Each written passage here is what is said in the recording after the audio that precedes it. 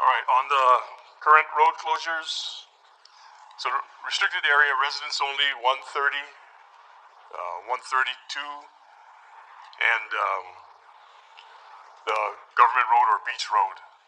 Also, immediately all the interior roads along 130.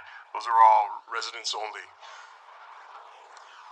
That also corresponds with the evacuated areas of Leilani, Lani Puna, Highway 132, all the roads and neighborhoods just off 132, Malamaki, and of course, Kapoho beach lots and vacation land.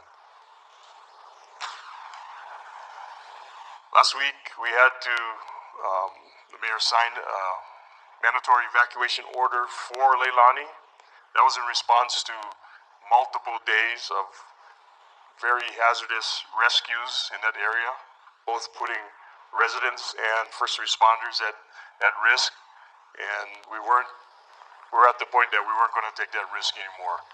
So to reduce that hazard to you, to the responders, we had to make that evacuation order.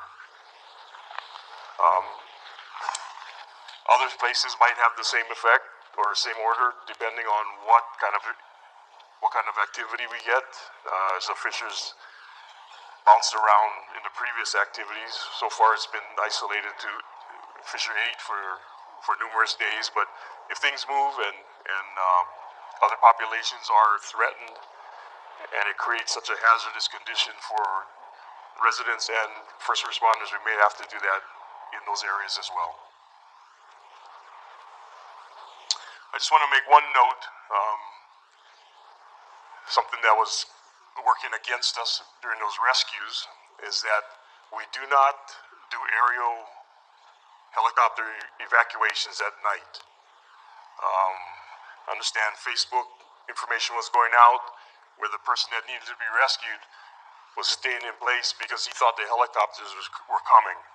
Again, like I've said in previous meetings, Facebook, other social media, civil defense, we put our messages out there, but unless it has our logo and is vetted by us, it's not official information. So you need to listen to our messages, and take that accordingly.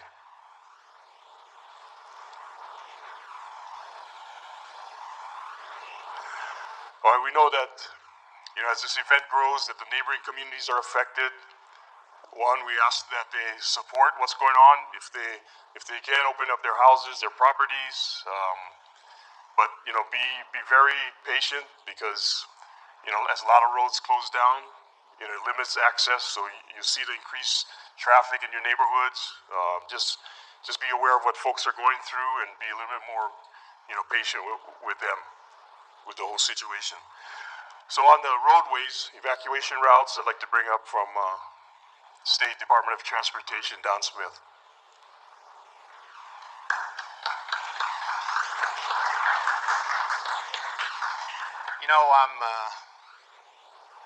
Mayor comes in to talk about most mornings that we're going to get this done. And I'm so amazed at all of the people that are working tirelessly. Thank you. Mayor Talmadge, I don't know how he does it. I know I sleep some, but he's always there, so I can't quite figure it out. But he don't want any credit, but I swear, everywhere I go, I see Roy. I can show up at any odd hour and he'd be there. I appreciate all of the help that I've got from the community to tell us where to look next. The guys that come to us and say, hey, this is a possibility. So when we got that information, we talked to Sanford, and that with Ali Ely Drive, which the county will do a little bit of work on tomorrow, but that's done. It's usable now. With the help of Goodfellow Brothers, phenomenal job. I called these guys on Tuesday. I said, get there. They got there on Wednesday, finished on Saturday. Chain of craters is complete.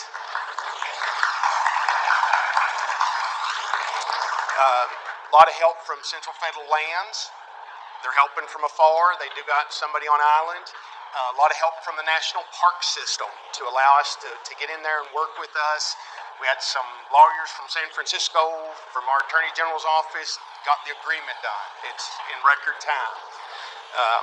Somebody came the other day and said, hey, there's another road out farther, comes off of Lower Puna.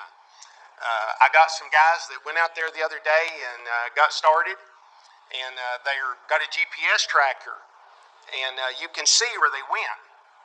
And they started out pretty good, but I said, guys, we can't drive that. They said, well, we were lost. But it's rough. But they were able to find where the bulldozer went through, and they're committed. They said, no, we'll go back. We'll do it. So they went for a whole day and made it about a quarter mile. They got a couple miles to go. It's going to take all week, but they said, we can do it. So we're working hard. We appreciate it. We appreciate all the help. We appreciate all of the work that DPW and the EOC and all the guys and all the help that we're getting outside to be able to accomplish our work. So we've got 2 done right now. I won't go do the 3rd route until we lose 130, but I just want you to know we're committed. So we've got an alternate. We've got an emergency out, and then once one of those becomes compromised, we will go look for an additional. So thank you. All right, for the folks that have been here in previous meetings, this is old information, but as this event expands, we got to get this information out, so anybody that's missed it needs to get it. So in the Pahoa Community Center is the Recovery Information and Assistance Center that the county provides, along with our the various departments and the non-government agencies to offer support. So, if you're in need, and some of them are represented here as well, if you're in need, you just got to evacuate, definitely stop by there to get registered, see what kind of help you can get. And if you can't find it there, I'm sure they can point you in the direction that you need to go.